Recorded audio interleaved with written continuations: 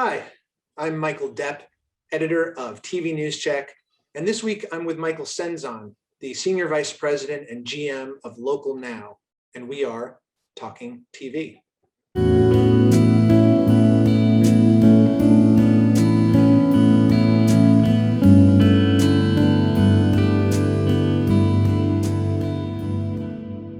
Hi, Michael. Welcome. Hello, Michael. Right back at you. Good to see you, and thank you for having me. It's good to see you, and I'm glad to talk with you this week about Local Now, which is not a new service. It's a streaming service that has been around for a bit now. But last month, Allen Media Group, owned by Byron Allen, announced the service is having launched, which sort of occasioned this conversation. So I'm curious if you can split the hairs for me and explain Sure. what you know about Local Now. Yeah, Local Now really has been around for a few years, and as Byron pointed out, right, we were in a beta ultimately, and it started out like many services do, as a network, right, a free ad supported network, because we had this amazing proprietary technology at the Weather Channel, sort of rooted localization, the pioneers of localization. That's how we quickly spun up these networks that were essentially available in 225 markets. I think in many ways it was a vehicle. The service was a vehicle to deliver that stream. What we've done in the most recent release, and really the real launch, is we've established ourselves as a platform, right? We are coming to market as the most localized news and entertainment platform, and that's our focus. You've seen the addition of many channel partners. We're continuing to accelerate local partners, thousands and thousands of titles. So the real separation was kind of really moving from that linear channel to now a fully fledged, formidable competitor in the streaming space. So I go onto the service, I see that there's a lot of different films on offer, there's some licensed shows, and then there's some original Local Now content that seems to fall largely into lifestyle category shows.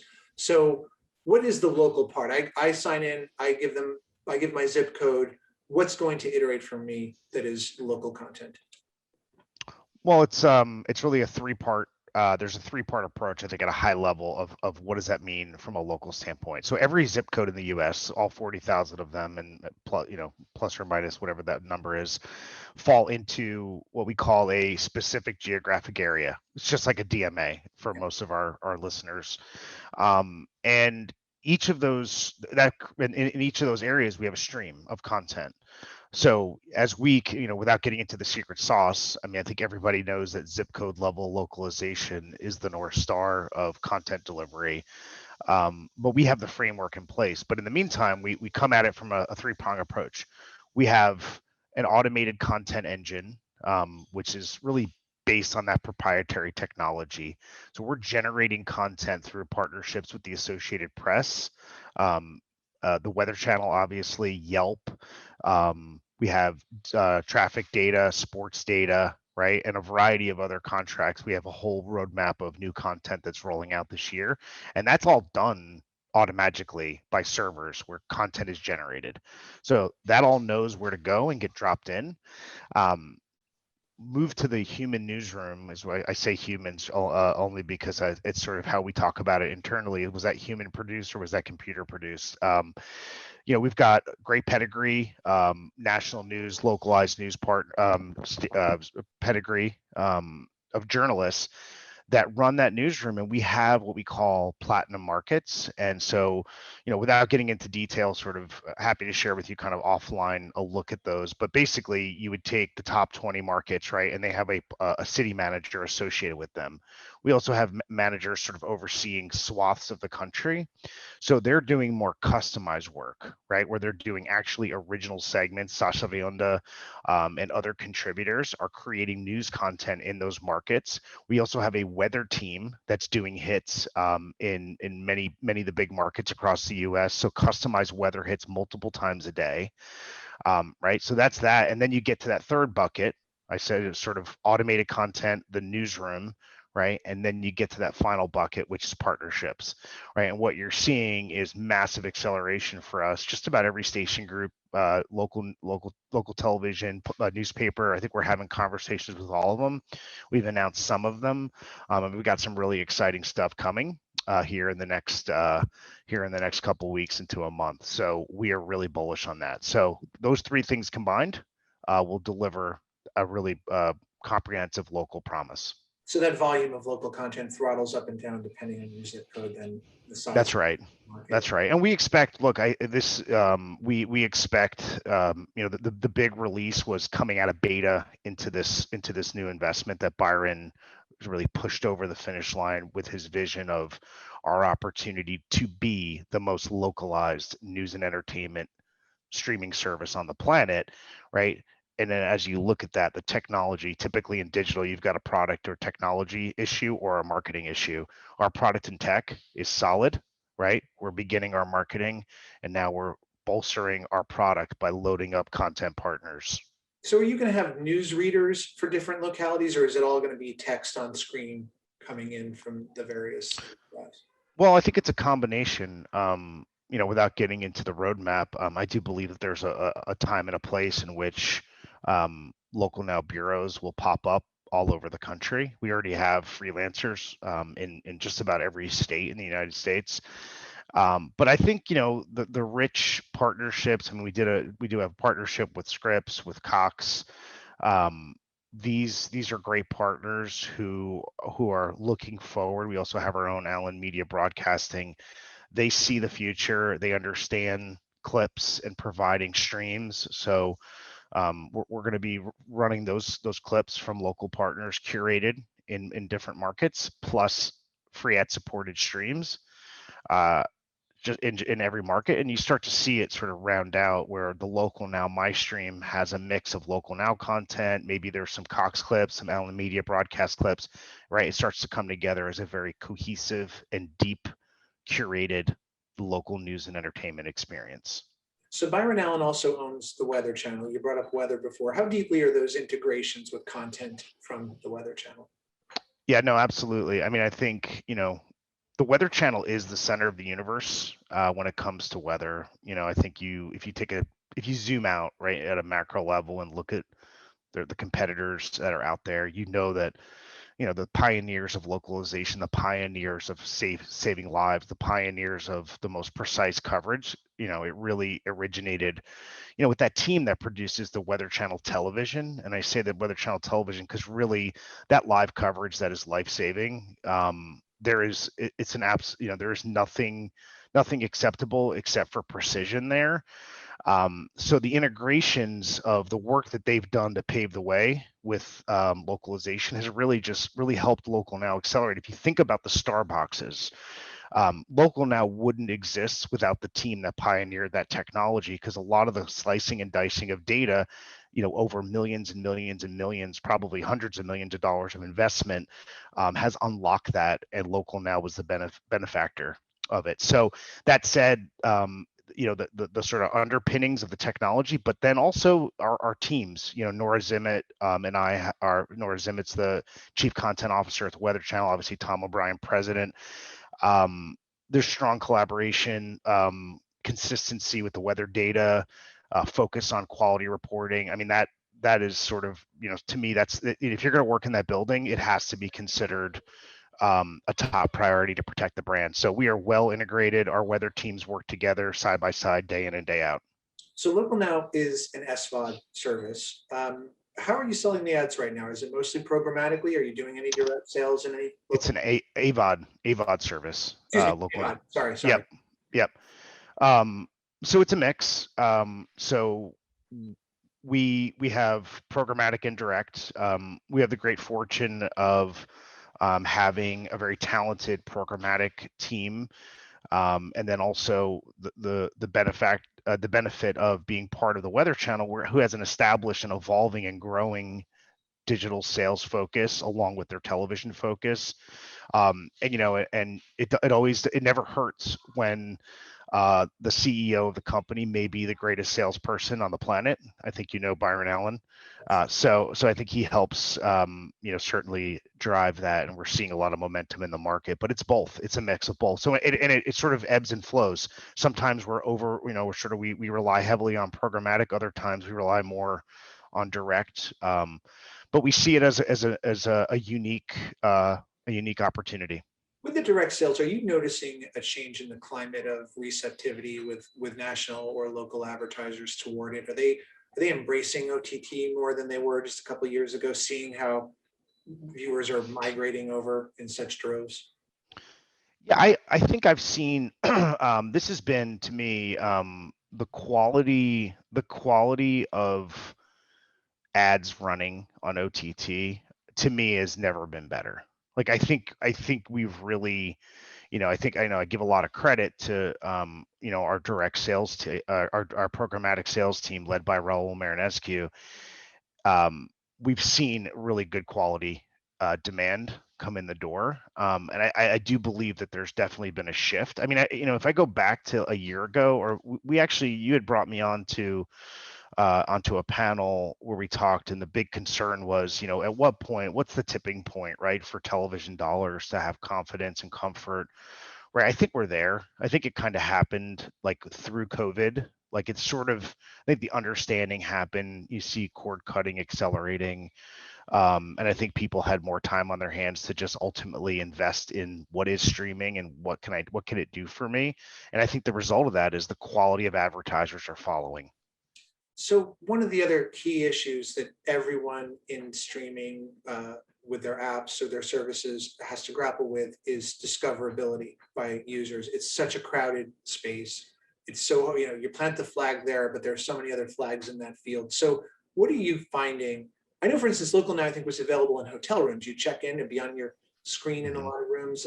But what are the avenues through which you're finding the most success to reach viewers? Yeah, I think I think market, so to take a step back, no digital apps will survive without marketing, right? Or really any business. I mean, Tide markets still, right? Netflix has a monstrous marketing budget. So you've got to market where the users are. I think first and foremost, I'll answer the organic growth question, because this is ultimately, I think in everyone's success scenario, people will just build it and they'll come. I think there's no doubt we built an audience off of I'm cutting the cord. I go down to Walmart. I got a new TCL television. I go to Roku and I start searching for free apps, right? I look for free sports, free movies, free news, free weather, free local news, and we grew off of that organically, and we still do, right? We still see it, but that's not enough, right? We are set on a path of exponential growth. We're already seeing it with the work that by the benefit of the release. So when it comes to discoverability, you have to have a strategic marketing focus, which we do. We have an agency partner, which we haven't released, but Fred Butcher is our chief marketing officer, and he's driving that for Local Now with a very clear focus on performance across these platforms. In addition to that, we have a really aggressive approach for marketing technology and audience growth, in which we're focused on re-engagement and providing that value exchange, reducing churn for users. And the feedback has been really good. Typically when you launch a new product, especially a massive streaming service like Local Now, into a very competitive marketplace, you're going to hear, you'll hear complaints as much as you'll hear compliments. What I've heard is there's been a lot of compliments, which has been really nice. And really what people are saying is, I love the fact that I can get my local news weather, and I can also get great entertainment, and it's easy to use, and the EPG is really simple. So that discovery, back to your question, breeds discovery, right? Because there is the, hey, I've used local now, it's great. I had a college friend reach out to me on LinkedIn telling me that they, a high school friend telling me that he uses it every day, and I thought, I said, are you BSing me? Or he's like, no, I really like it, and here's And why. the Weather Channel's got to be a significant tool for you as well, right? The Weather Channel is, I think linear is an interesting way to promote, right? Because I think that core user has cable, right? If they're watching the Weather Channel television, like they're watching the Weather Channel on cable likely, or they have a cable subscription currently. So yeah, we've seen some organic growth there as well. And I think, as Allen Media Broadcasting continues to grow, I think that there's going to be a massive opportunity for us to leverage that footprint across the United States. For marketing, yeah. Yeah. Finally, I want to ask you about you're familiar with the wider ecosystem around OTT, Mm-hmm.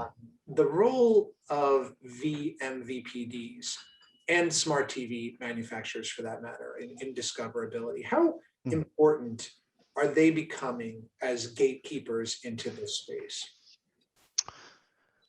Yeah, I think, look, I think that obviously they are very important.